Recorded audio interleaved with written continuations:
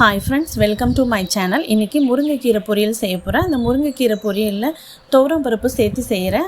அப்ப நல்ல டேஸ்டா இருக்கும் பொரியல்.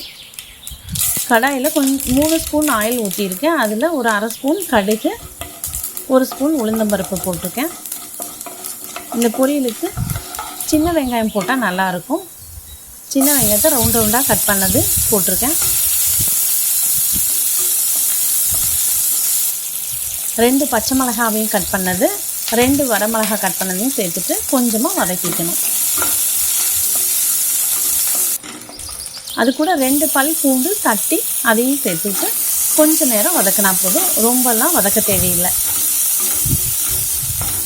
முருங்கைக்கீரையை இலையெல்லாம் எடுத்துட்டு நல்லா கழுவி க்ளீன் பண்ணிவிட்டு அதையும் சேர்த்துக்கலாம். முருங்கை பூ இருந்துச்சுன்னா அதுவும் சேர்த்து போட்டுடலாம்.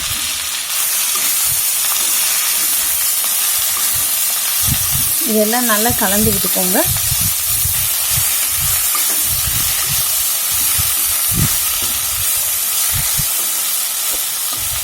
இது கூட நான் துவரம்பருப்பு வேக வச்ச தண்ணியை ஊற்றுறேன்.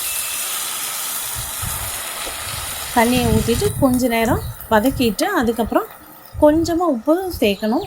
ஒரு 1/4 ஸ்பூன் உப்பு சேர்த்தா போதும், நிறையா போட வேண்டாம். கீரையில் அதிகமாக உப்பு பிடிக்காது. இதை நல்லா கலந்து விட்டு வேக விட்டுடணும். வெந்தது அளவாக வெந்தால் போதும். முருங்கைக்கீரையெல்லாம் வெந்ததுக்கப்புறமா வேக வச்ச துவரம்பருப்பு ஒரு 2 டேபிள் ஸ்பூனு, அதே மாதிரி தேங்காய் ஒரு 2 டேபிள் ஸ்பூன், துருவன தேங்காவையும் போட்டுட்டு நல்லா கலந்து விட்டுக்கோங்க. இந்த பொரியல் நல்லா டேஸ்ட்டாக இருக்கும். பருப்பு தேங்காயெல்லாம் சேர்த்துறதுனால இதை நீங்களும் ட்ரை பண்ணி பாருங்கள். தேங்க்ஸ் ஃபார் வாட்சிங். Like and subscribe my channel.